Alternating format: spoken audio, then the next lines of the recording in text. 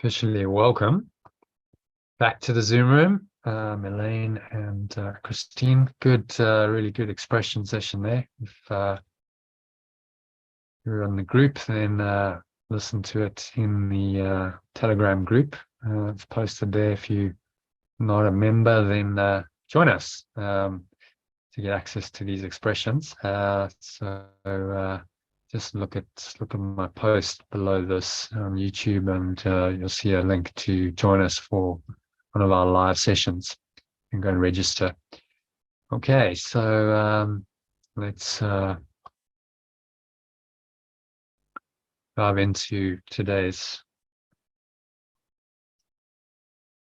email and a bit of teaching around that, and then that'll lead us into our lesson,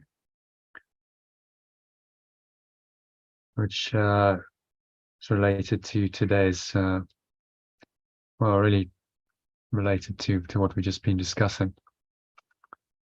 Yeah, for some reason that's not happening. Okay, there we go.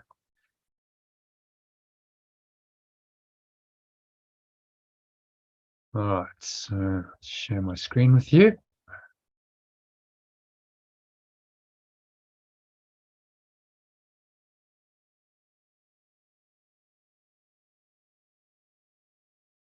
Okay, so you can read that, Christine. Love is what we were born with.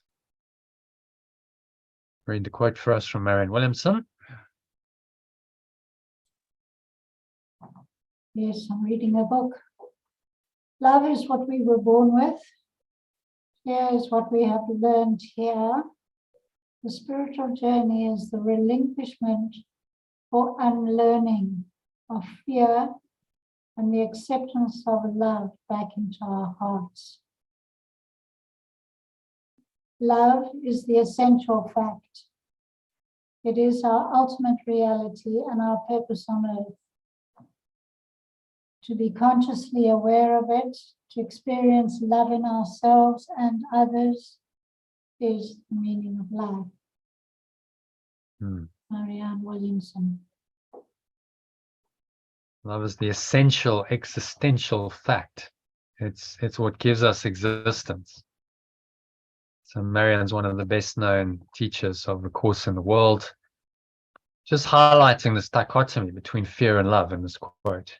We must choose between these two seemingly opposite forces by letting go of or unlearning what we have learned from fear, which automatically allows love to return to our awareness.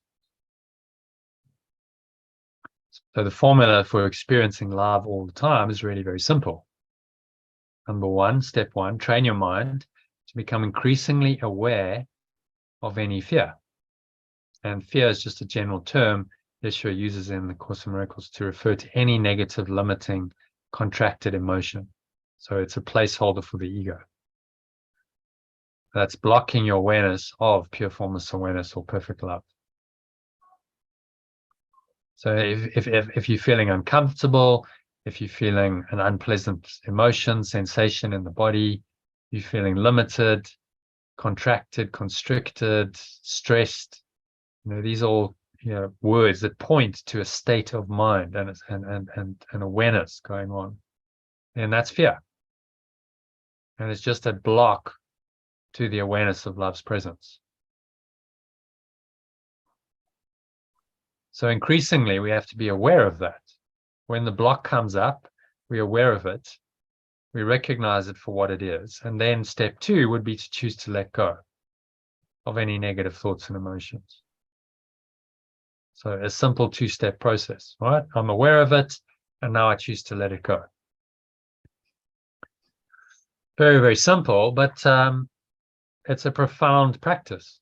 To have that awareness, most people don't, requires the mind training. Okay, I need to be aware of my thoughts, my emotions. What am I feeling in my body? I need to tap in. I can't numb myself out. We talked about alcohol and substances. People use these to numb themselves out so that they are not aware. Well, if you're not aware, then you can't heal. So they numb themselves out, and then all of the painful emotions, the fear gets pushed down. And so they can't then move to step 2 because they haven't even gone to step 1. So the ego likes to keep everything in unawareness, keeps it in your subconscious, and these uncomfortable emotions and thoughts are pushed away, pushed down, and then it distracts you. It says, well, have a drink, or go shopping, or watch TV, or any number of things, activities that distract you, that just cover that over and push it down. And that's the way most people deal with these unpleasant thoughts and emotions.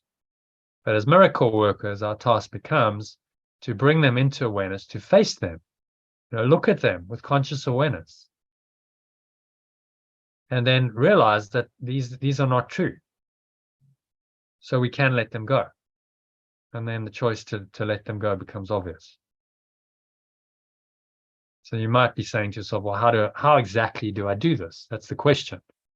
This is all I have to do. How exactly do I do it? Well, the answer is mind training. So follow the ideal daily schedule that I include in these daily emails. So just in case you're not aware, there's an extremely comprehensive schedule here that you can tap into, and you could do this every day if you wanted to. If you followed this every day, you would be doing advanced mind training every day. It would be like you're living as a sort of a very spiritual kind of like a monk.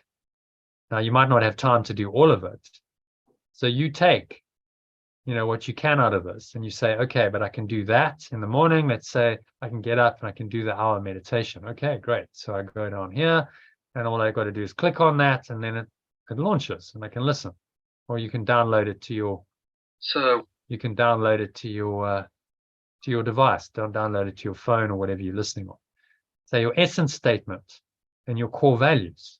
Why not say that every day? Why not spend a few minutes just connecting with the I am love, your essence statement that you found in the course, and then the core values you formulated in exercise 8. Spend a few minutes doing that. Say your helpfulness prayer,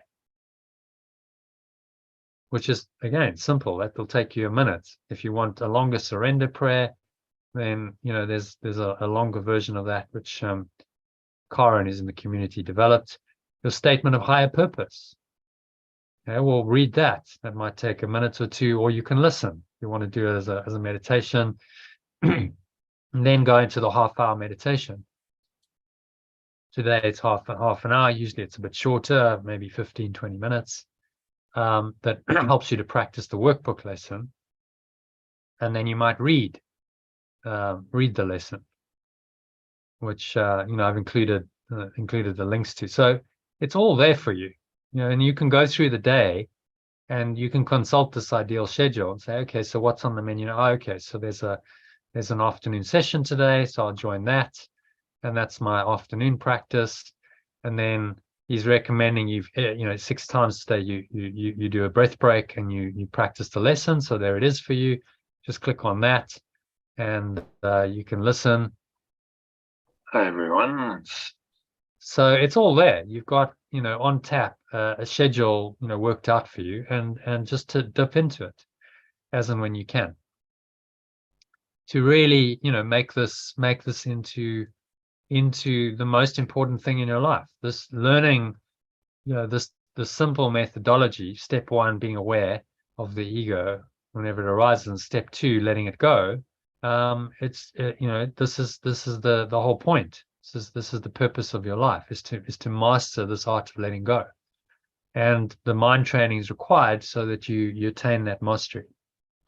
And join the live course. Well, both of you do, I know, several times a week. So join the live sessions frequently, because what you get in here is direct. It's a direct connection to your own life situation, so you can share your stuff, and then you're getting the direct interaction with the Holy Spirit. It's coming in through other people in the group. It's coming in through me and other people in the group, and it's almost like being in person, having a conversation. So it becomes very interactive, very present, and there's nowhere for the ego to hide. So that would be first training method would, if you can't do the whole schedule, do at least the breath breaks and the meditations. He recommends doing longer practice, generally twice, sometimes a day, 3 times, so 6 times 5 minutes. So do the longer practice form and then do the shorter ones as well, as often as you can. So that's foundational practice 1, training method 1, and then method 2 is join the live course, join the live sessions every day, where you'll get anything from 2 to 4 hours, depending on how long we go, of a deep connection with source. So every day you're doing like a mini workshop. If you spend that and you do this, you're spending maybe 3-4 hours a day on your mind training, on your spiritual practice, which is going to really help you to make progress. The more time you spend, the more you're investing in yourself and in your own awakening. So this kind of mind training is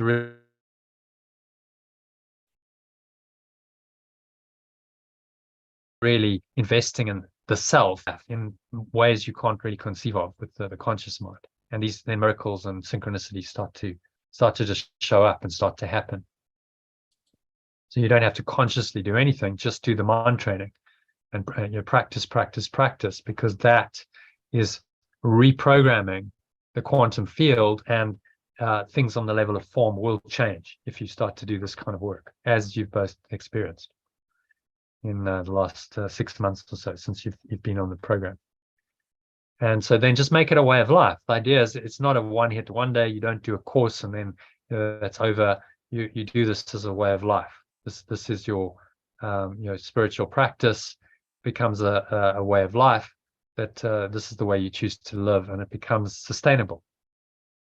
So the art of it is to find a way to integrate this into your daily life in a way that this is doable every day for you, and it becomes the way you live. And then the ego's got no chance. If you're doing this systematic, progressive mind washing and letting go through this teaching every day, it's got to be undone.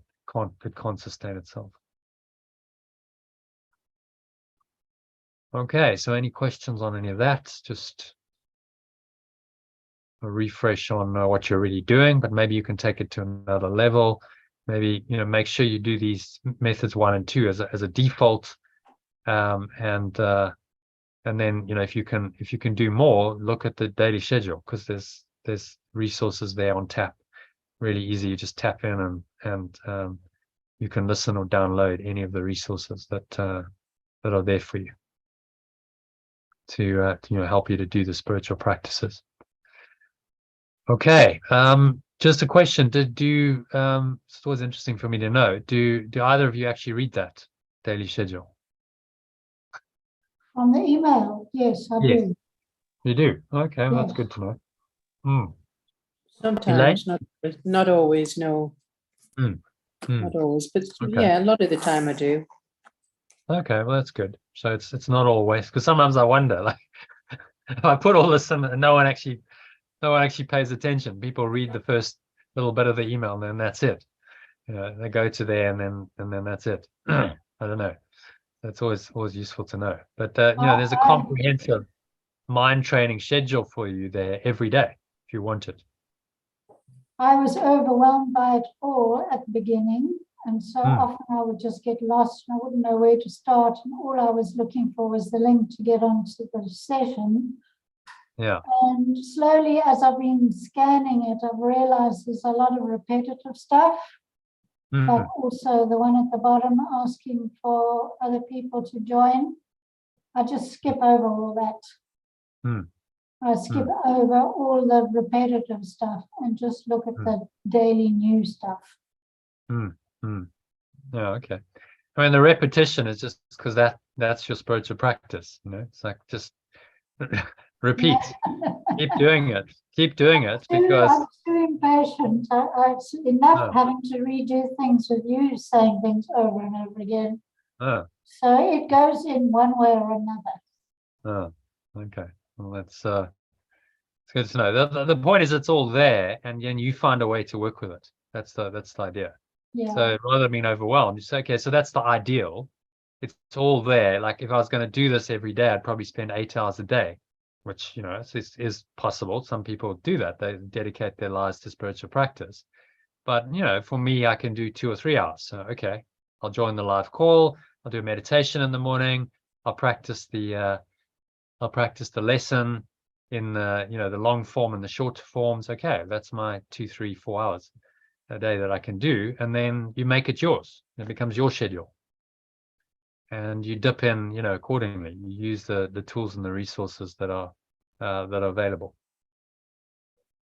That's the idea of the emails. So, or, you know, the shorter form, if you look at the Telegram group, well, it's shorter. You don't have, you know, the whole ideal schedule, but you have the essence. So you have the lesson, you have the meditations and the breath breaks, you have the document with your translated lesson, and the teaching for the day, and the quote. So, you know, it's there in a bite-sized package for you, if you prefer. So, yes, maybe that's what I should be looking at. oh, yeah. That's the short, sweet, you know, version. Okay, there's the essence of what you need today. And then if you want to go to the schedule and you want to, like, let's say, do some of the you know, the guided meditation in the morning, you want to do your essence statement, it's all there. Okay, we'll just, you know, follow the program, and sequentially it's there for you. So, you know, why don't you try it one day, Christine? Say, okay, I'll get up and I'll do all of this in the morning, and I'll just do that as my spiritual practice for the morning, and let's see how that goes. You know, it might take you a couple of hours to get through all of it, but, and you know, that's you're retired, so you get up and you make the time, and see what happens in the day if you do that. And then if it works, you might repeat it. So, okay, well, why don't I do this every day? Because it's like, this is advice. You do this every day. Like every day, you are you know, cleaning your mind. You're washing your mind of the ego, and you're setting yourself up into the Holy Spirit's frequency for the day by doing the, you know, couple of hours of spiritual practice, so that you know, you move in and through the world in this, you know, extremely connected, flowing way. And then you just top yourself up during the day by doing the breath breaks that he recommends. Now, ultimately, where this is going is an app. I'll produce an app where all of this is there in the app. So daily schedule. Oh, okay, there it is. Okay, tap. Oh, okay, I'll just tap, and then it brings up the resource I need, and it plays it automatically on your phone. It brings up the breath break, or it brings up the whatever the resource is, course manual, or the you know, the all of these audios are there. You just tap it and it plays. That's, you know, that's where I want to take this, but we're not quite there yet. So at the moment it works on email and Telegram. All right, so that's a little refresh into the program and what it can do for you and how you can use it. So that leads us nicely into today's mind training lesson, which is lesson 130. Okay, so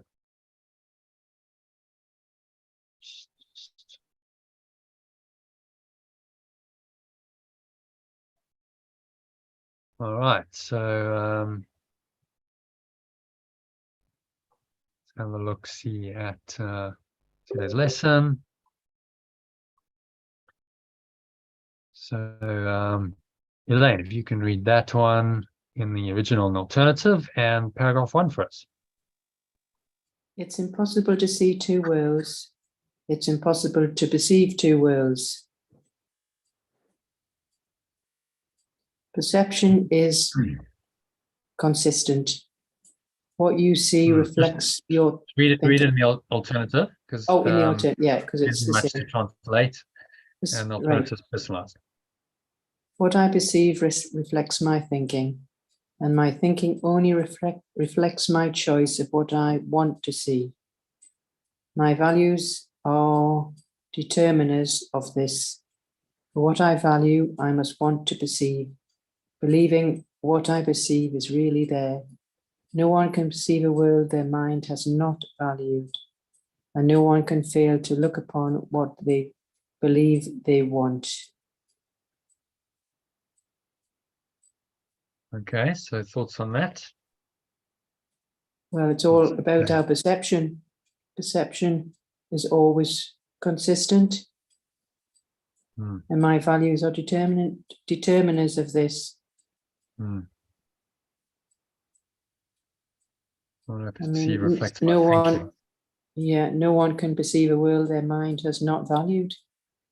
And no one can fail to look upon what they believe they want. So the world is a whatever. projection. It's a projection of a value system, a thought system, which shows us what we value. It gives us what we value. So it's the external projection of the internal condition. As within, so without. And we see that in the integral model. Where are we? Somewhere here. Emails. There we go. That's what I wanted. So integral model is there. You know, internal thoughts, emotions, memories, states of mind, perceptions. That's the interior subjective world. But that is what creates the exterior. So these are like contour lines. You know, if you're at a level there in your interior world, then that's going to reflect in the mirror of the external world. So that, you know, the wisdom is as within, so without. If you have this internally going on, then your world will reflect that. And your body and your life experiences and your relationships and your whole life in this world is a projection or reflection of what's going on internally. So your values determine that. If you value the ego, then you expect to live in an ego world, and you'll see that manifested in your experience, and the world will seem to be that way for you because that's the way you are internally, and then it reflects back. So the world is ultimately created by the mind, but then the mind gets the reflections back from its projection, and that's called perception. And now we perceive it to be so because of how we think, how we believe.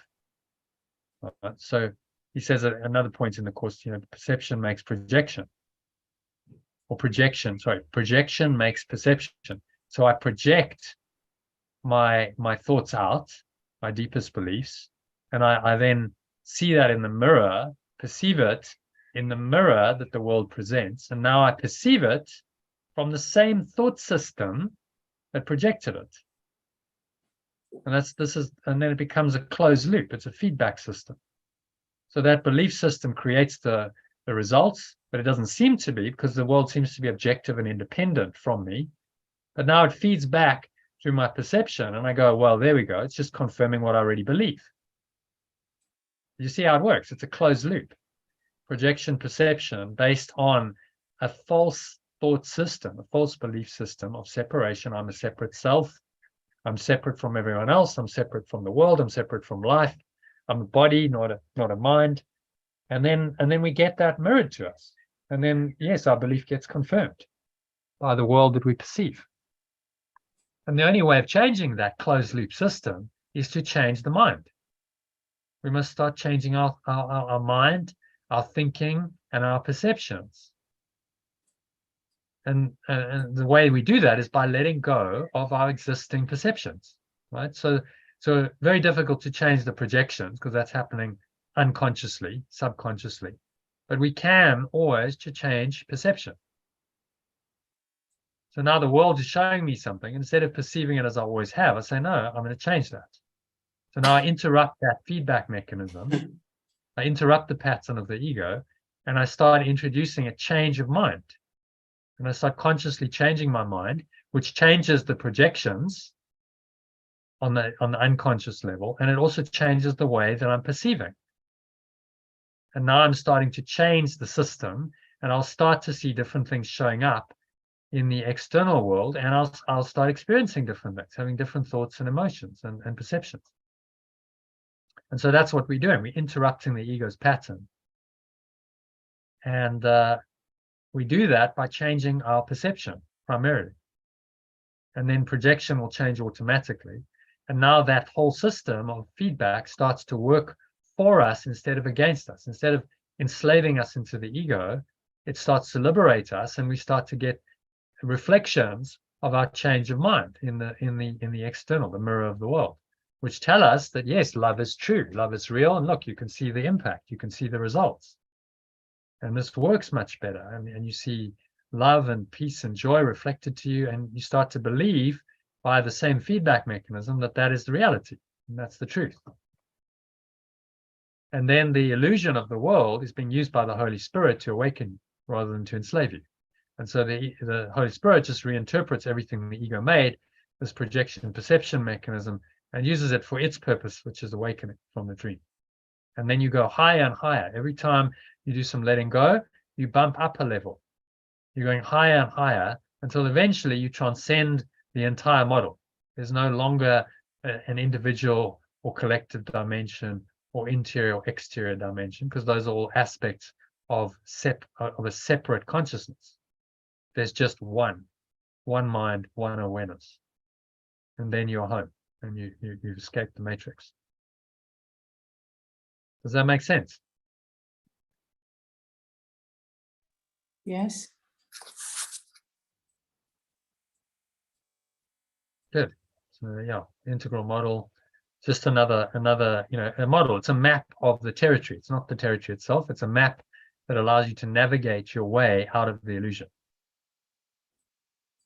So letting go bumps you up the contour lines, and you go from level to level quickly, and ultimately you transcend all levels and you go back to oneness. And then the integral model and all the spiritual practices and everything you've done has served its purpose to free you into the eternal, infinite oneness that is beyond all models. Okay, so happy with number one. Do you want to? You did kind of summarize it, didn't you? So Yeah. you did that. Okay, so number two, paragraph 2, Christine, if you can read that. Okay, read it in the original, in the alternative, which is personalized. Yet, can I really hate and love at once? Can I desire what I do not want to be real?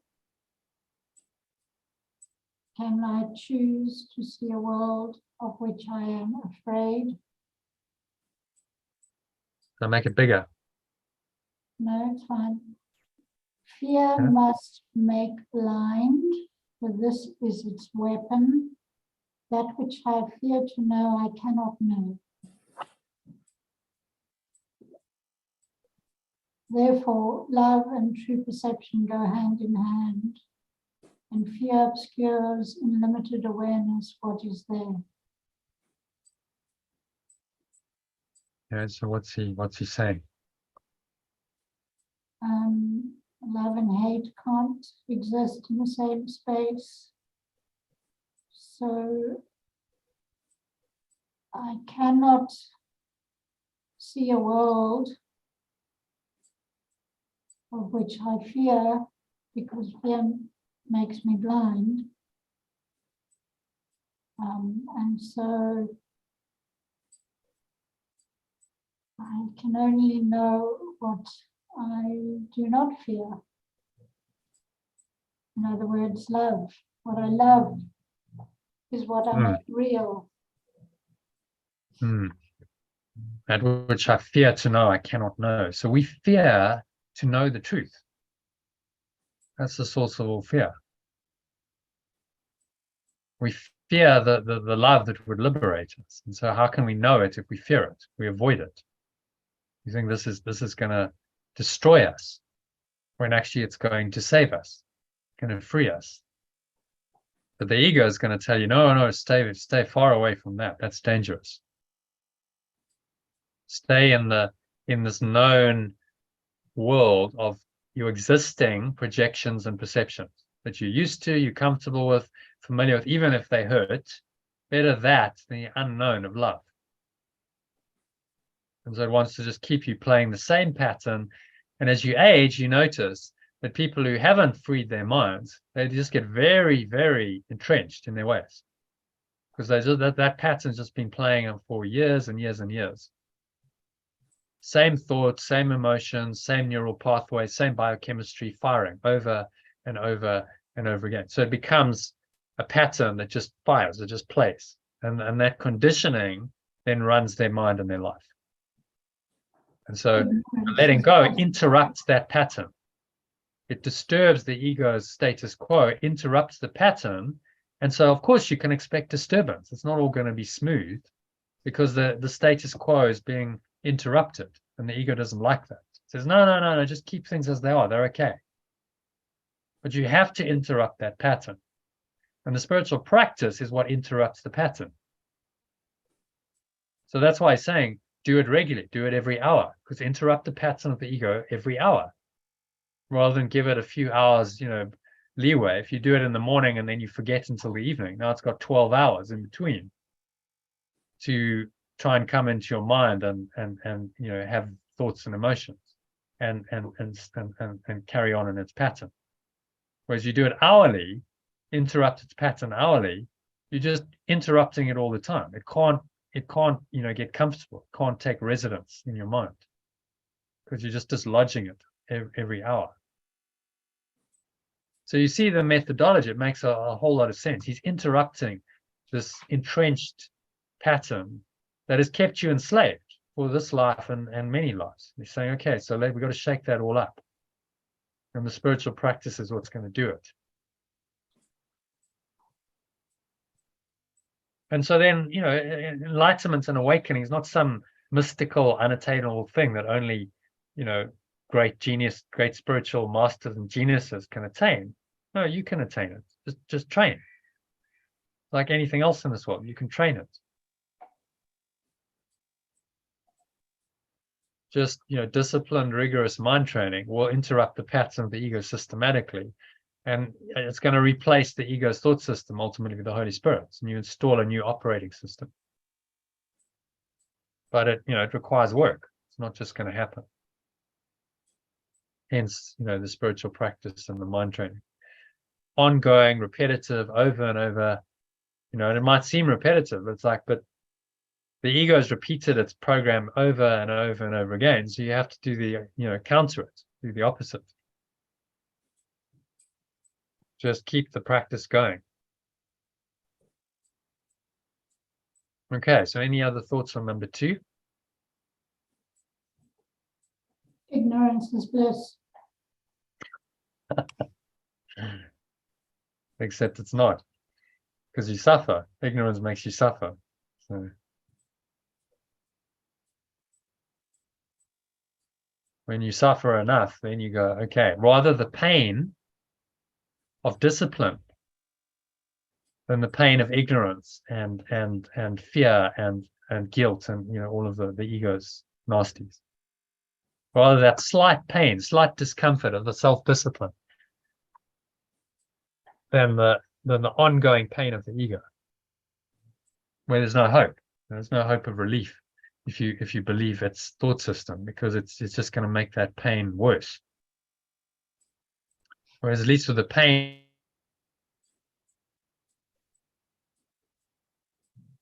of discipline, that discipline won't be required.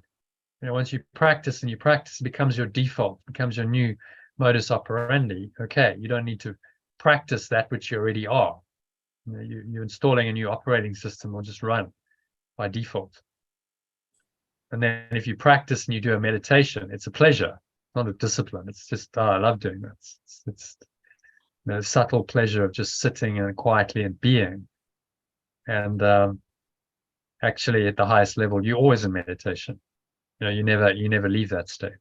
It's not like, oh, I'm doing a meditation now. It's like, no, 24/7. I'm in this super conscious meditative state, always. Even if I'm speaking and acting in the world, I'm connected. Okay, so we'll move on to number 3. What then can fear project upon the world? Elaine, if you can read that.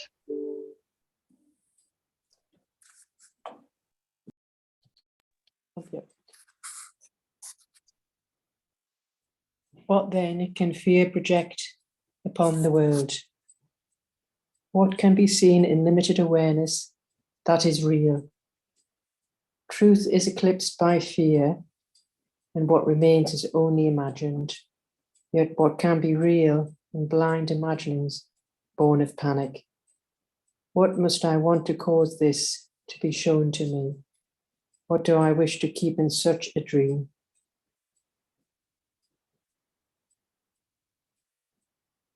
A series of questions. Yeah. Most of those statements are questions. So this is how he teaches. He says, well, ask yourself, what can be real in these blind imaginings born of panic? That's how the whole world, the whole universe was miscreated. Blind imaginings born of panic. You go back to that seminal moment of separation. We panicked. We went, oh my God, we've destroyed oneness. This is terrible. This is the ultimate crime and sin. We're going to be punished by God. All these crazy thoughts start arising in a mind that previously only knew pure bliss. And now we have fear of this punishment. Oh my God, you're going to be punished. Where are you going to go? And the ego says, run away. Go as far away from this imagined punishment as you can. So it's a false expectation of punishment appearing real. That is that emotion, the blind imagining born of panic, that leads to the miscreation of the entire universe. Wow. So we've been running away from punishment that's not even real. It's just imagined. Because pure formless awareness of perfect love doesn't understand punishment. There's no thought of punishment in its thought system. This is entirely a miscreation of this ego mind. And so it's running away from itself. It says, run away, hide away from God, and go into an illusion. We'll make a plan. We'll make a cunning plan. We'll project everything out. We'll go literally go out of our minds into a body, into this false reality. We call it physical universe and a world. And there we can hide from God. We'll be safe from God, and He can't find us there. He can't punish us. But actually, that thought system of guilt and sin and fear and attack and punishment is entrenched into the system. And so you keep finding that these things happen, and now you seem to be caught up in this alternate reality where these things seem to be real and there's no escape. And so you need to escape from the ego's prison, because its attempt at escaping this punishment has become a prison for you, which you need to leave.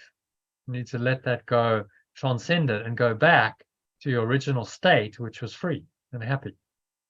And realize that idea of punishment is just completely illusory. The pure formless awareness of perfect love doesn't know anything about punishment, because it doesn't know about guilt.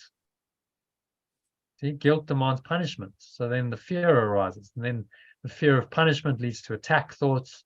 But none of that's true, because there never was any guilt. You never did separate. You're still one with your true awareness. You're still pure formless awareness of perfect love. So the whole thing is just complete illusion. And the world doesn't need to exist. You don't need to run away from imagined punishment if you're just pure formless awareness of perfect love. Does that make sense? We've looked at this many times, but every time you look at it, there's a different perspective. Do you understand the sheer insanity of the entire world we've invented based on a false idea? The idea that you are separate from your source, the idea that you really did it, now you're guilty for it, now you're going to be punished for it. All illusion, complete figment of the ego's imagination. Nothing real to it at all. But we made it real, and then we projected it out, and we've made up a world to run away from this imagined punishment, which was never real. So what else could you expect then but an unreal world? A world of illusion. where we're all just hallucinating. And we're dreaming the guilt and the fear and the punishment and all of the manifestations of it, the accusation, the blame, the attack, the sickness, the aging, the death, all of that is real, seemingly to punish us for our imagined sin. And so far from escaping, the ego has enslaved us into its prison. A helpless, enervated little life, a self-concept that believes in that limitation, lack, loneliness, and suffering that the ego shows it, and then we die. And that's the ego's world. And yes, you're saying, well, do you really want that? Is the world that fear created really what you want, or are you willing to change your mind and go back home and reinterpret all of this from the sane perspective of the Holy Spirit, dismiss it from your holy mind, and return your awareness to your true awareness?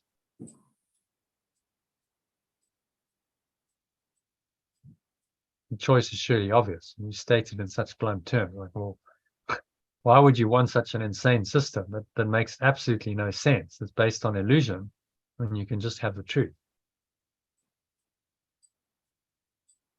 Okay, so any thoughts on number 3, if you want to summarize that briefly for yourself? Well, it's Christine? just, yeah, well, it's just questions that you need to ask yourself to find your true self. They're all straightforward questions, a good paragraph to take a photocopy of and ask yourself. So it's one of the teaching modalities he uses is questions. He asks you to question your experience, question the dream, question the default thought system of the ego, because that's the beginning of its undoing. And when you question it, is that really true? That's the start of the undoing, because you're entertaining some doubt about the veracity of the ego's thought system. And that's necessary in order to ultimately undo it. And you'll notice that if people are very rooted in the ego, they don't even question.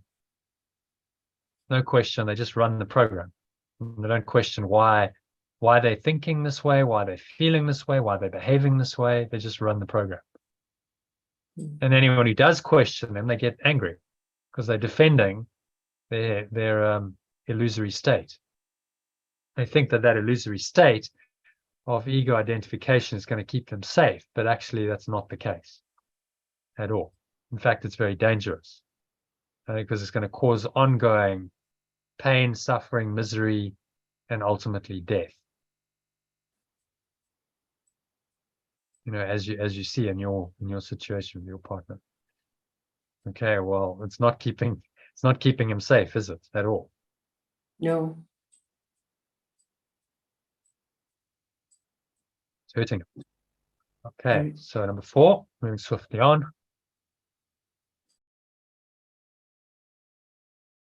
Christine, if you can read number 4 for us, please. Fear has made everything I think I see, all separation, all distinction, and the multitude of differences I believe make up the world. They are not there. Love's enemy has made them up. Yet love can have no enemy, and so they have no cause, no being, and no consequence.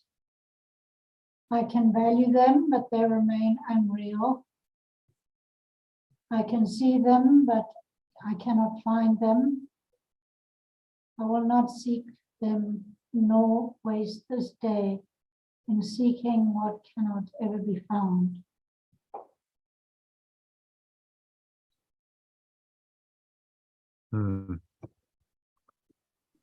Okay, so summary of that, what's he saying there?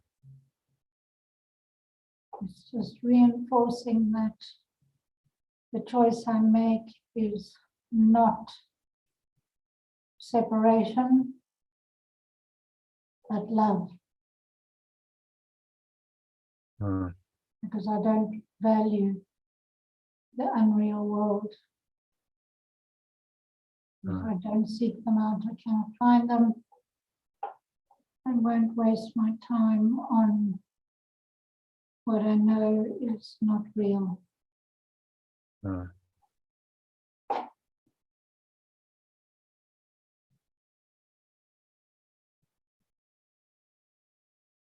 Yeah.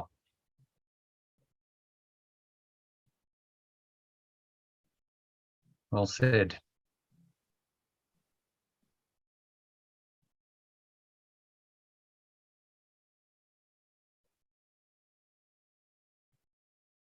So pointing out, I can value them, but they're still not real. What I'm valuing then is illusory. I can seek them, but I cannot even find them. So even when we attain an ego goal, it never satisfies us for long, does it? We never find the satisfaction we seek. So I don't waste my time anymore seeking what can't be found.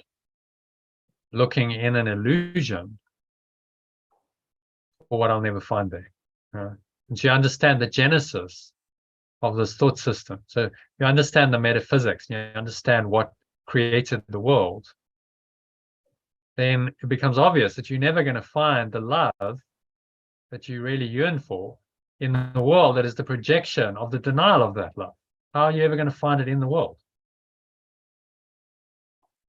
This world was made to deny love. It was made as the result of the denial of love, to perpetuate the denial of love. So how can you expect to find love in it?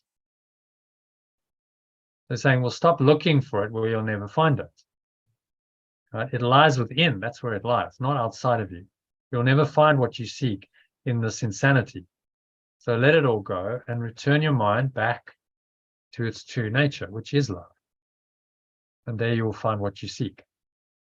But you must look within. You've got to stop the habit of looking outside of you into the illusion for some kind of satisfaction, salvation, freedom. It's never going to work.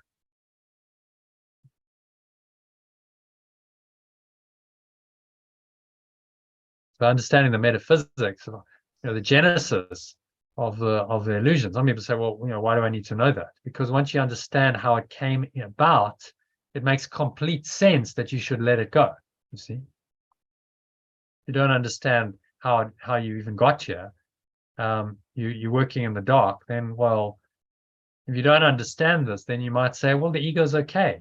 Some spiritual teachers will say that the ego's all right. You can tolerate some ego, but they don't understand the genesis of it and the metaphysics behind it. Otherwise, they'd say, no, it's definitely not okay, because this ego is the source of all problems, all pain, all suffering, all sickness, all death were created by this idea. So no, that's not okay, and it's a direct contradiction to love. It splits my mind, so I can't tolerate any of this.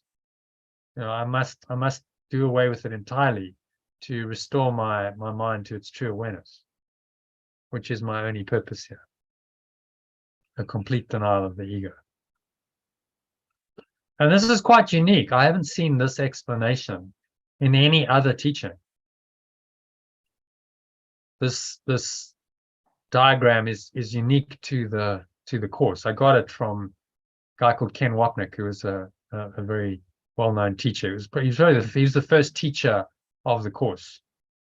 So right from the early days, he knew Helen Schuckman and Bill Thetford, and he edited the manuscript to create the version that became the standard, originally the standard version, the Foundation for Inner Peace published, which he founded. So he was right there at the beginning. So he taught this. He did deeply understand the metaphysics. He taught this in a lecture, and I just took it and said, oh, that makes a lot of sense. Let's put it into a diagram so you can actually visualize it and you can refer to it easily and see, the ladder of separation, how we came down the ladder of separation from that one tiny mad idea, and how that evolved into all these other subsequent ideas. And at each level, we go down a level, and there's the lines are symbolize the amnesia that comes over the mind. We forget the previous step. So it's like we block that out of our awareness, and now the new level becomes our new reality, and then down we go until you end up being the victim of the world, and you don't know how the hell you got there. And how the hell you got there was you believe that you're a helpless, innovative little person living this helpless, innovative little life. It's your beliefs that got you there. So it's your beliefs, changing your beliefs is the only way out of that prison in which you've enslaved yourself. Okay, so any other thoughts on number 4? No. Don't seek in a dream for what you'll never find there, is essentially the teaching. You keep looking for the answer where you won't find the answer, then don't expect to find the answer, just expect to be continually frustrated. But if you look in the right place, which is within your own mind, then you can't fail to find the answer because it's still there, just buried under all of the false thoughts and emotions of the ego. Okay, moving on to number 5. Elaine, if you can read that. It's impossible for me to perceive two worlds which have no overlap of any kind. If I seek for the one, the other disappears, but one remains. They are the range of choice beyond which my decision cannot go. Yeah. The real and the unreal are all there are to choose between, and nothing more than these. Again, just stating the case very clearly.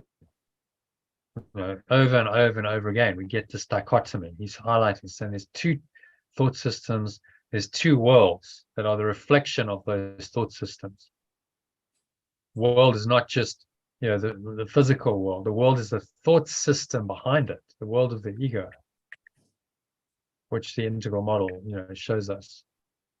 It's not just, it's a system. The ego's system incorporates the interior, individual interior, the collective interior, and then the external, individual, external, which is my body and my own experiences in this world, and then the systems that we live in, systems, networks, governments, technology, and so on. So this is the system of the ego, and it will stay in your mind, be accepted entirely, or it will be rejected entirely.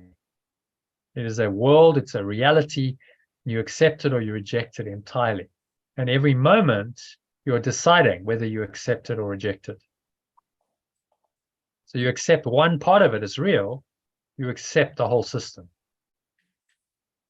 This is why I'm saying this has to be, very rigorous. No exceptions. Make no exceptions, because you make one exception, you have to accept the whole system that produced that exception, don't you? How did that exception then come into seeming reality? Well, it came through this whole system. So then you make the whole system real to make the one exception real, don't you? And so over and over, he's emphasizing, okay, there's 2 alternatives here, 2 worlds, 2 realities, which have no overlap of any kind.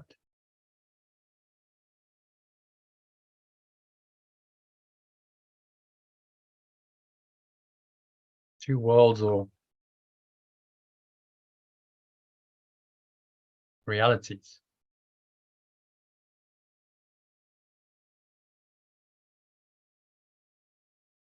It's impossible to perceive 2 worlds.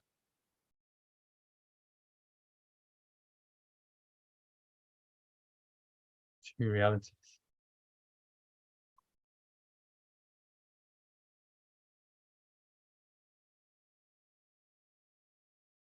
Have no overlap. So they don't reconcile. You can't marry them. You can't fudge it.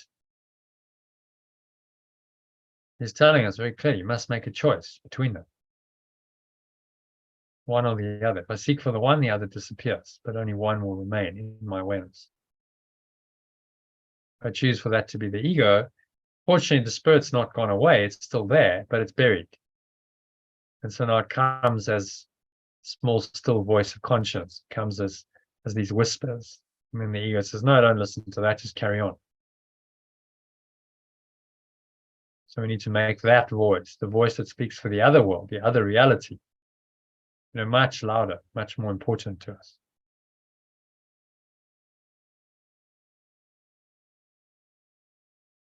Unfortunately, there's no other choice. The range of choice is these two.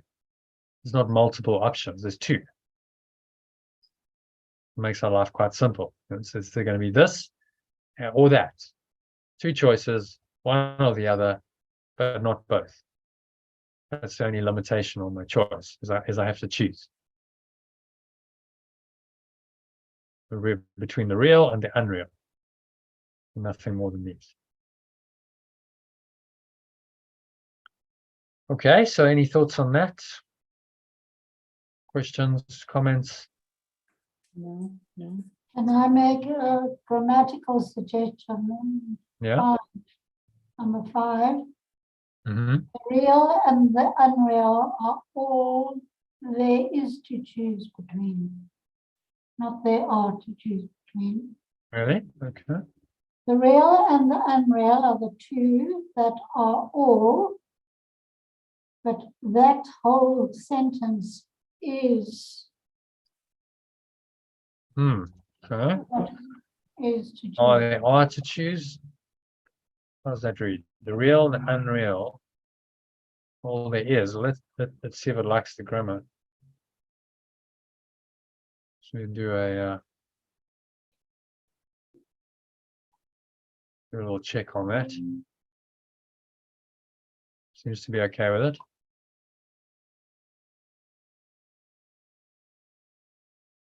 All there are to choose, all there is to. Does it sound right?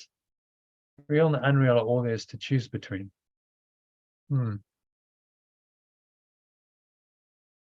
understand why it's used are, because the are refers to the real and the unreal. There's a plural there. Yeah. So why is? Because it's a choice. The real and the unreal, this is All there is to all there choose is to choose. between.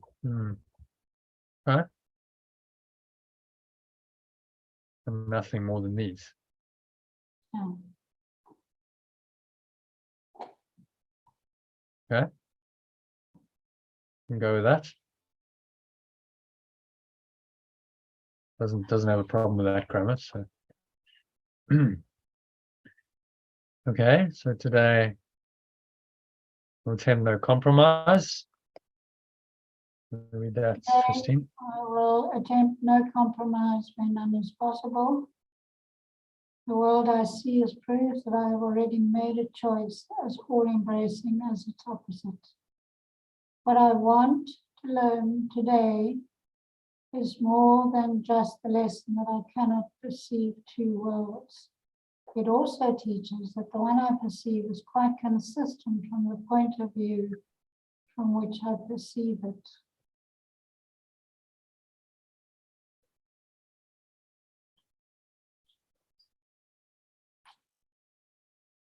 The world I perceive is fragmented because it stems from the one emotion of fear and reflects its source in everything I perceive.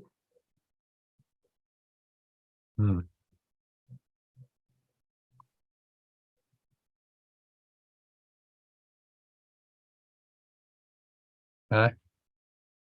Thoughts on that?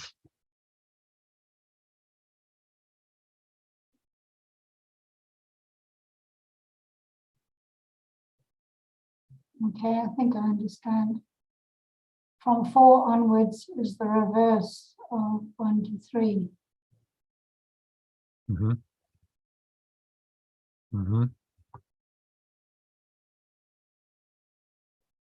So the world I see is proof I've already made. Choice is all embracing as its opposite. Right? So this choice to be a separate self now splits our mind, and we literally go out of our mind. We go into this alternate reality, which shows us stuff outside of ourselves, and we're separate, and what seems to be all encompassing. We're living in it. It seems to be reality. So that choice has been, all embracing, and it's changed our reality fundamentally, from being in pure formless awareness of perfect love to this, a massive change. They're saying, well, let's reverse the equation now. Let's reverse that process.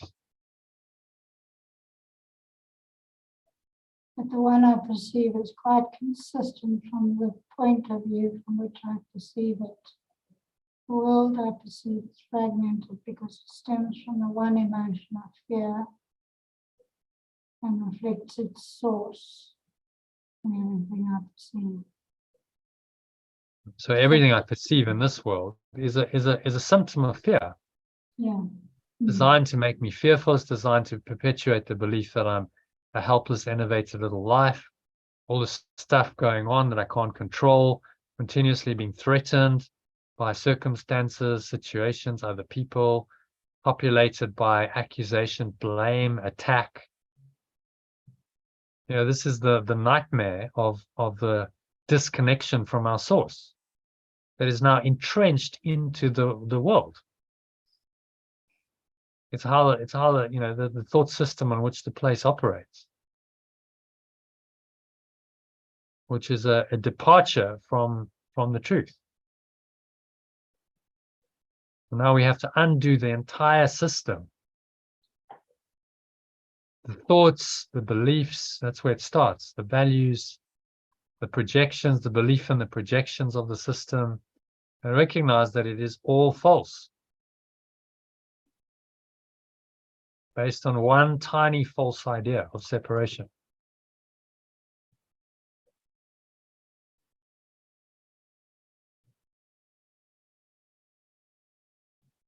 You're getting it? Yes, that whole paragraph is emphasizing that. Quite consistent from the point of view from which I perceive it. So if I think I'm a separate self and a victim, then the world is going to show me that. It's consistent. Consistently will show me I'm a victim. It'll give me all the evidence I need to believe that I'm a victim. Because that's what I want to perceive. So I must change my mind. The only way out is to start changing my beliefs. Saying, no, this isn't correct. This belief system, this thought system is false. So when I see its manifestations, I correct it. I say, no, this is false. This isn't true. That's the reinterpretation. Actually, only love is true.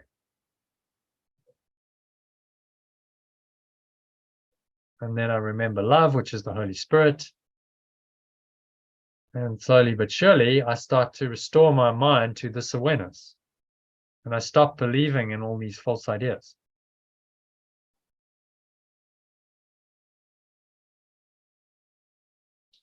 Very, very simple process, but requires this rigorous reinterpretation of everything that the dream is showing you,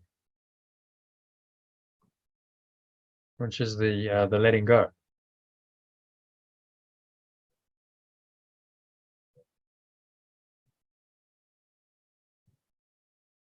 And then it starts to become consistent from another point of view. The world can show you consistently the love that has been denied if you allow it to.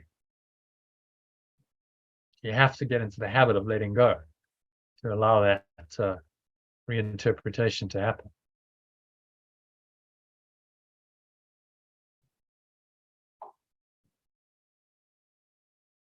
Okay, so happy with number 6. Yeah. So he's telling us here to do this 6 times. Go beyond the compromise and the doubt. So that's quite a big point. That so many teachings, there's compromise and there's doubt. Yes, you can have some spirit, but not all spirit. There's always going to be the ego. If it's not a non-dual teaching, there will always be compromise. And doubt goes with compromise, because you now have two thought systems going on that seem to contradict each other.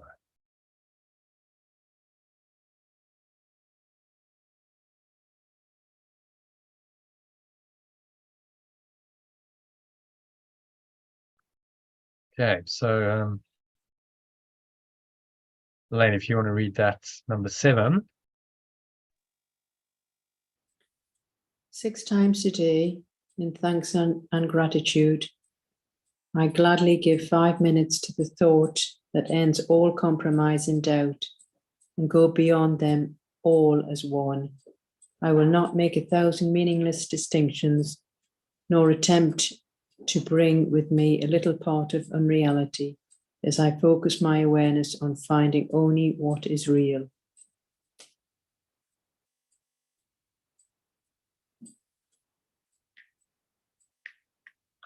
Okay.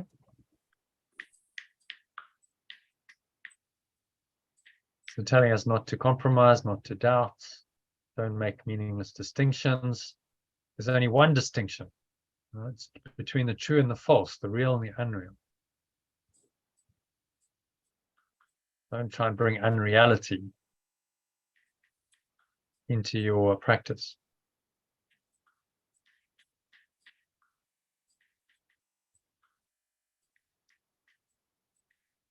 Christine, if you can read number 8.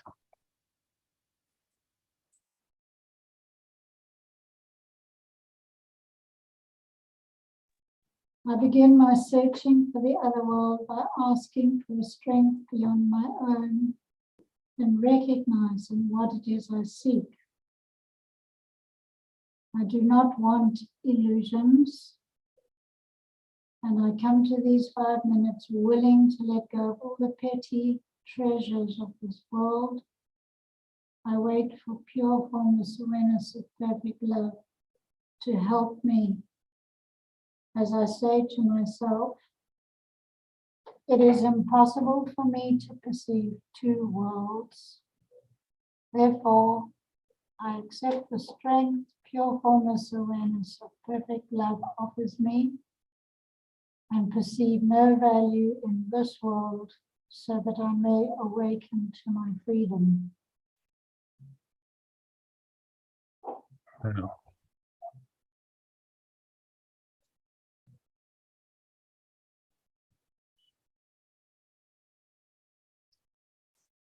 The thoughts on that?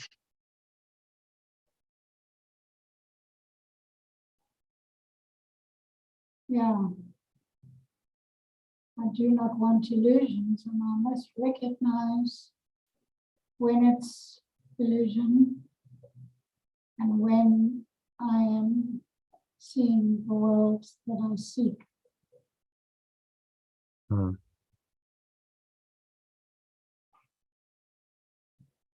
So if I perceive no value in this world, I'm denying this entire process that led to it.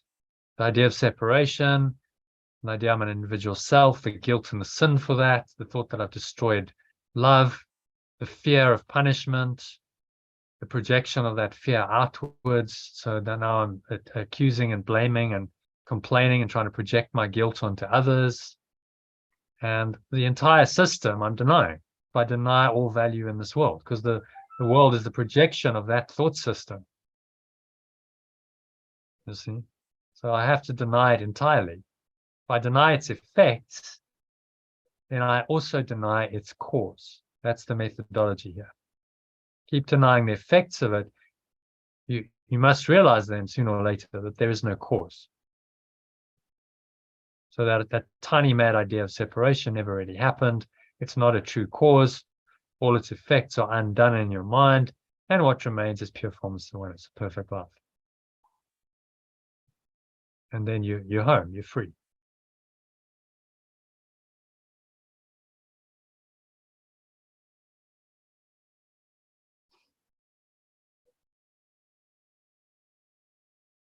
Okay, number 9.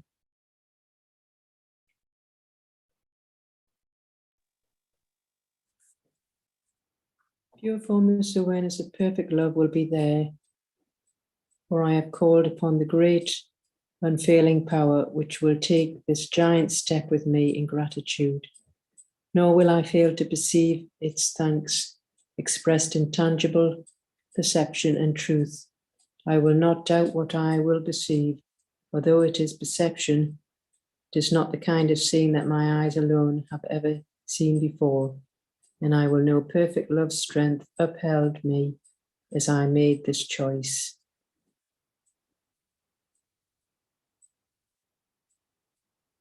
Oh, very comforting.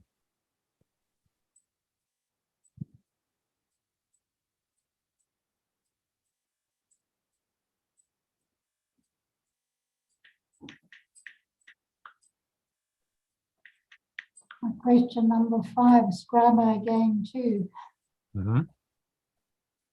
I will know perfect love's strength upholding me as I made this choice. Let's put it into past tense because made is in the past tense. Mm. Mm. Feels wrong. Yeah. I will know perfect love's strength Upholding me. about that. It That upholds upholds me. me Yeah, as as I make this choice. yes. Yeah. Makes it present rather than past.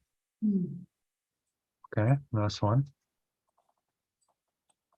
Okay, number 10.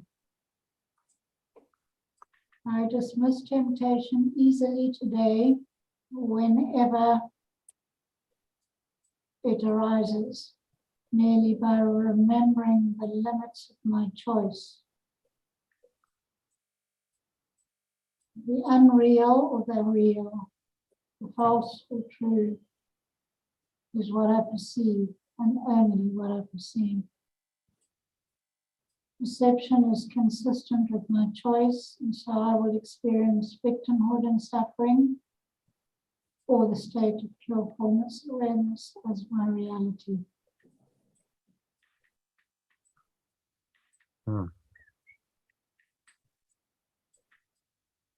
Okay. So very clear. What I like about this course is he's very, very clear. He's giving us a clear choice. He's saying it's one or the other, and you cannot fudge it. You can't compromise between these two thought systems. Whereas there's many teachings in this world that masquerade as spiritual, that compromise all the time. So it's all real. Think of Taoism, yin yang. The yin and the yang are both real. No, they can't be if there's only oneness.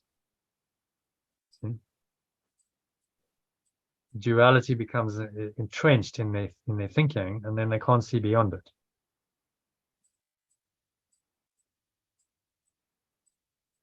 As he says, if I accept a little part of victimhood and suffering, a little part of hell is victimhood and the suffering it causes as real, I've damned my eyes and cursed my sight.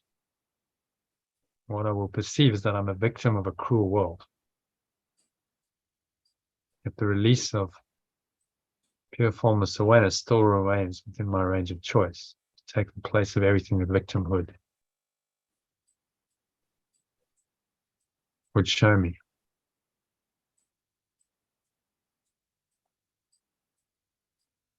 All I need to say to any part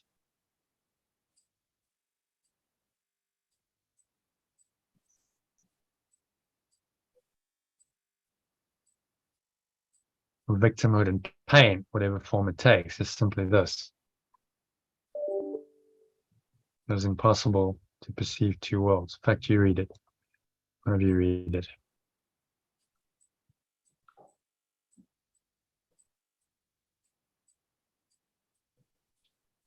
It is impossible to perceive two realities. I choose my freedom and awakening, and so this is not what I want. For victimhood and pain. So a clear choice to say no. This This methodology is by saying no to the ego, you're saying yes to the truth. As you deny the one, what remains is the truth. So it's the cutting away. You cut away what's untrue to reveal the truth. You don't have to create the truth. You don't have to, recreate yourself and make it up, and none of that. It's already there. Just remove whatever's blocking it. And then the truth will be there, because it's always been there. It's just been covered over. It's a very different idea from, let's say, take the personal growth mindset. I'm kind of a dysfunctional self, but I can grow and I can become better. And I'll keep improving myself. When does that ever end? I'm never going to be complete because I'm always growing and improving. And when does that end? It doesn't, as long as you're in that mindset. You keep on that track and never attain the realization of who you are, because you keep striving for something else, something more. Whereas true growth is to let go of what's not you, and then what reveals itself is you. So then you grow back to your true self, back to what you originally were. You see the difference in those thought systems. While the one will never bring you true satisfaction because you're always striving and never attaining, and the other saying, well, it's already there. All you have to do is let go of what's not it, what's covering it over, and it will reveal itself. So you can kind of just relax, let go, and trust. Yes, well, it's already there, so of course it's going to reveal itself. It can't not do if it's my fundamental reality. I have to make a clear-cut choice to deny the false in order to accept the truth. That's the whole methodology of this course.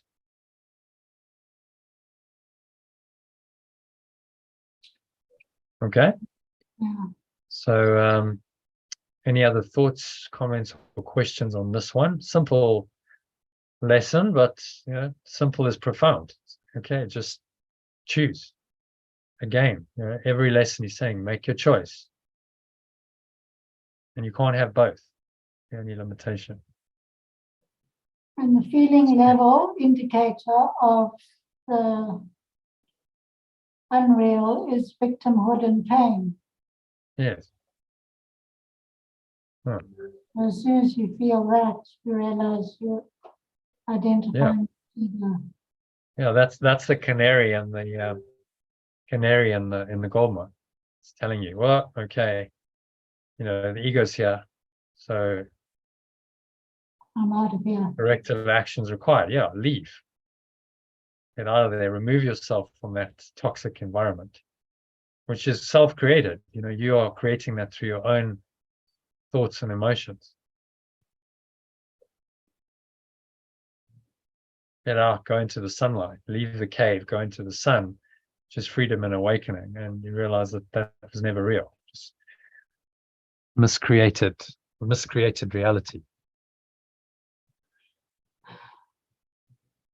Okay, so shall we go into a meditation on this? Happy with that? Yes. Okay.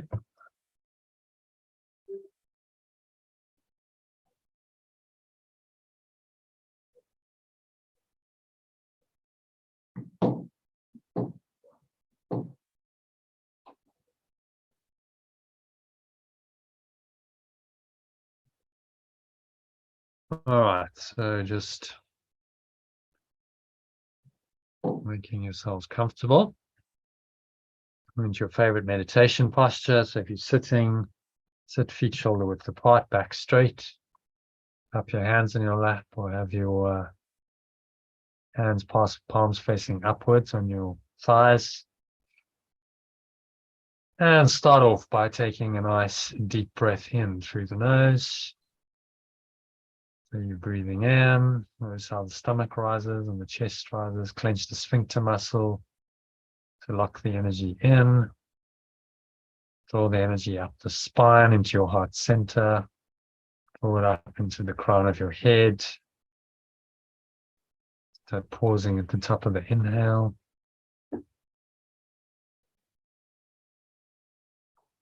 It's a maximal inhale breath. So scan your mind and just notice any thoughts, any emotions, any related body sensations going on. Particularly anything that feels negative, limiting, contracted, constricting in any way.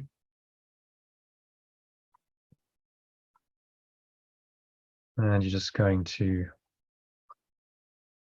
let them go.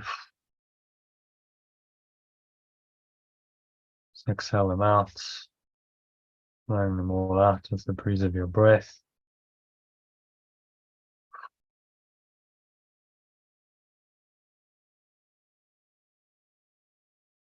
And nothing as they really are. Going, gone. All of those stomach into the spine, expel the last remaining air out. And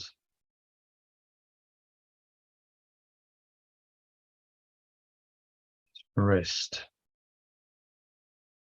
And this deep peace and stillness. Remind yourself of today's lesson. That it's impossible for me to perceive two worlds or two realities. Therefore, I accept the strength pure formless awareness of perfect love offers me. So repeat that out loud, ideally to yourself. It's impossible for me to perceive two realities. Therefore, I accept the strength pure formless awareness of perfect love offers me. And perceive no value in this world, so that I may awaken to my freedom.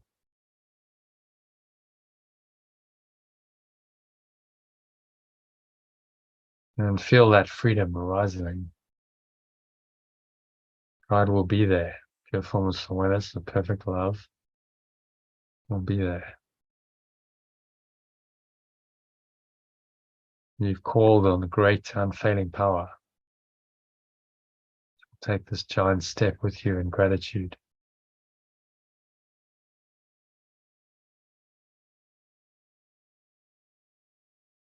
And I will perceive this in tangible perception and truth. I will not doubt what I will perceive, although it is perception is not the kind of seeing that my eyes alone have ever seen before. It's not seeing with the body's eyes. And I will know perfect love's strength that upholds me as I make this choice. And so just feel into that strength.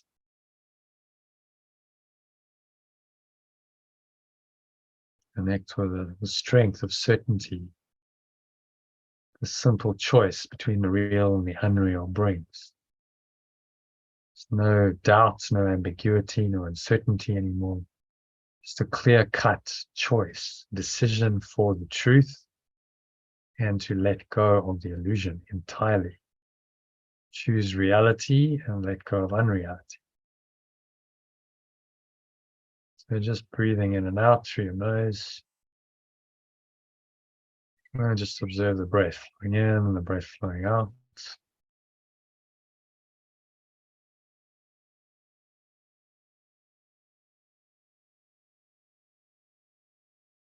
Stomach and chest rise and fall.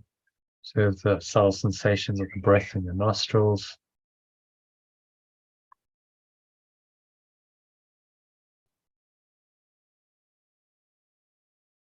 Only by remembering the limits of your choice.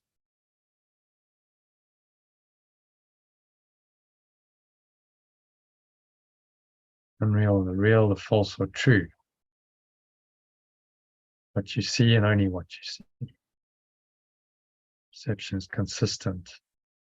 It's your choice, hell or heaven, victimhood and suffering, or the state of pure formless awareness. Come to you as your reality, depending on what you choose. Temptation arises and you find some area of your life that's coming into mind, you're thinking about it, you're feeling it. It's any kind of uncomfortable, unpleasant thought and emotion. Just notice that, breathe into it. Notice it with true awareness. And you're going to choose to let it all go. Surrender it all. The nothingness that it really is. And you exhale.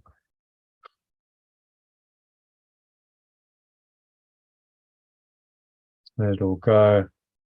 Surrender, release.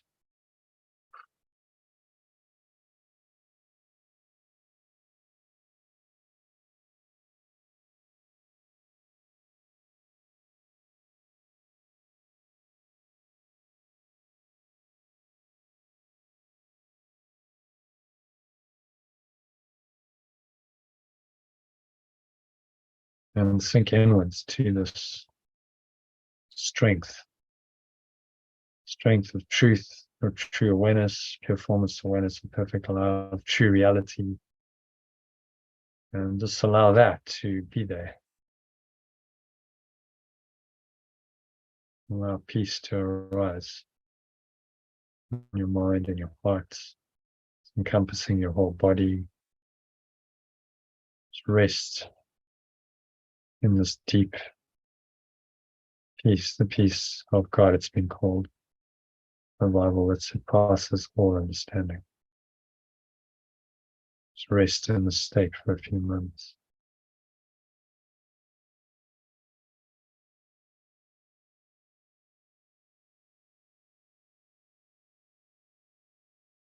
Nowhere else to go, nothing else to do, nothing else to think about, so just breathe, relax, be still and rest in true reality. Your formless awareness, perfect love.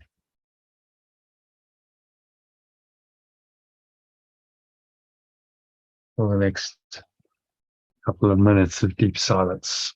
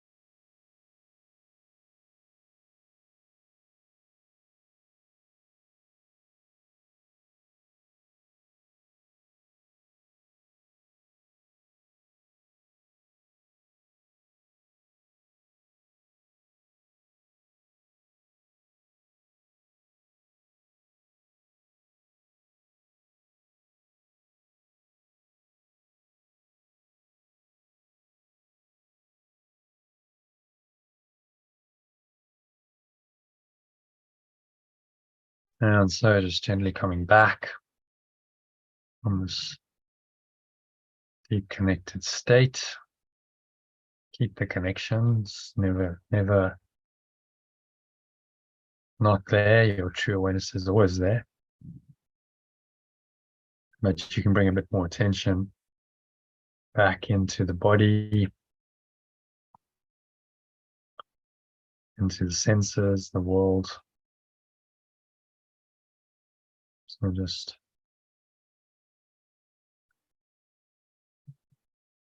observe thoughts, emotions, sensations. Breathe in on the count of 1. Notice the air flowing into the nostrils, stomach rising, chest rising. Maybe subtle flow of energy up the spine. Pause at the top of the inhale, take another breath in. And in your mind, so noticing any thoughts, feelings, body sensations, anything at all that's going on, particularly anything that feels negative, limiting, contracted, constricted in any way. And you'll just let go, blow it out, the breeze of your breath to the nothingness that it really is. Letting it go, it's going, gone. Follow the stomach into the spine. Expel the last remaining air out.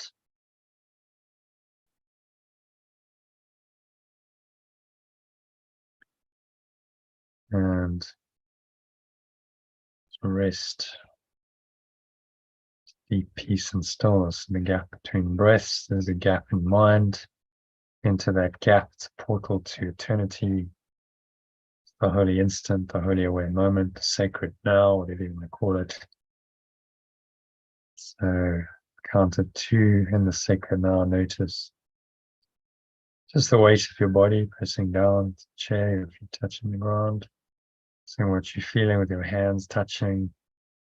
Maybe there's a subtle taste in the mouth, smell in your nose. Notice what you're hearing in the surrounding environment. Just noticing all these things. It's very still, calm, and serene state. Mind. State of mind without illusions. Chosen true realities, even though you still have sense perceptions going on, your choice is to be rooted in true reality, pure form, source, perfect love, and not to allow your mind to be swayed by the illusions in this world. So it is said and so it is done. Practice this. Isha recommends doing 6 5-minute practice periods to practice today's lesson. You can listen to the breath break I've sent you to help you do that. Follow the instructions. If you don't have 6 minutes, do it in under a minute. Follow the instructions I've given you in Telegram and email messages. And that'll keep you connected to true reality for the rest of the day. So it is said, so it is done. Now on the count of 3, open your eyes. As usual, just take a minute, look around, observing various objects in the room around you. Without attachment, so whatever seems to be going on, you just observe it from the state of pure awareness, pure formless awareness, which is not moved by any of the projections. Simply remain rooted in this awareness.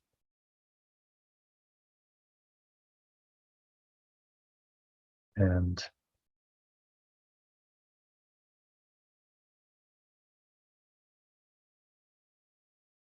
in that awareness, you're safe, you're whole, you're complete. Nothing in this world can disturb that. So you've chosen true reality, chosen true world, rather than the false one, and you rest in that true reality even while you continue to perceive this false world. Interpretation of that perception does not disturb your beingness and your peace.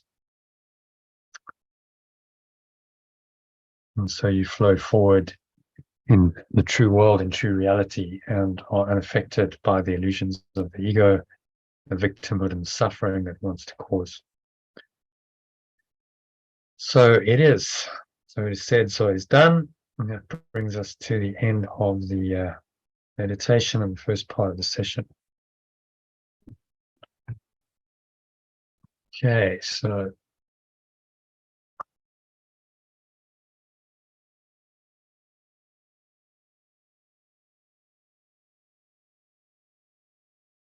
Christine, Elaine, so would you like to carry on, do some text?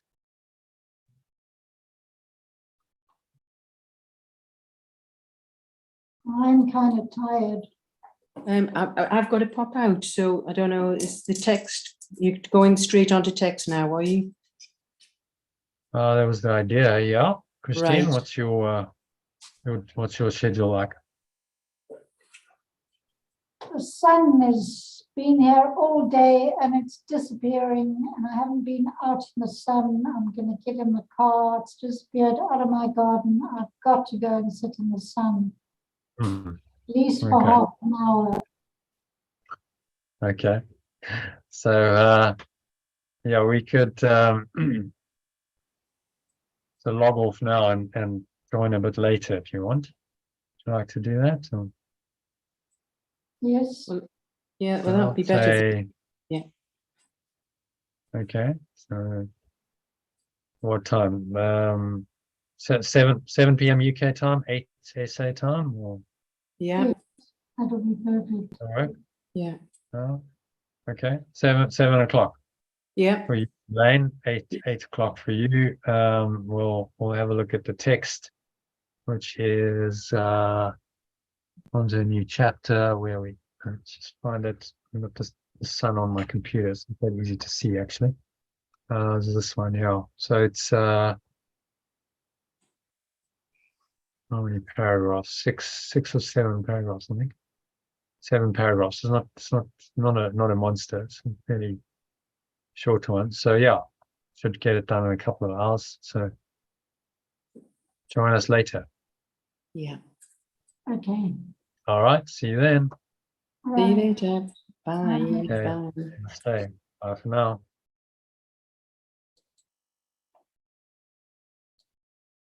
Okay, so that's a wrap for this session. Join us later this evening to do the text, which is section 1 of chapter 16 on empathy, true empathy, it's called. 7 p.m. UK time, it's 8 p.m. SA time, or 1 p.m. Central time in the US. Or Lauren, join us. Join us then. You're in the group. If you're not in the group and you want to join these live calls, then look down below. I've put a link there to a free masterclass that I run where you can sign up and register and join us for free introductory session. Okay, hope to see you soon. Thank you to Elaine and Christine for joining. Great session as always, and see you soon. Namaste, which means the truth in me acknowledges and honors that same truth in you.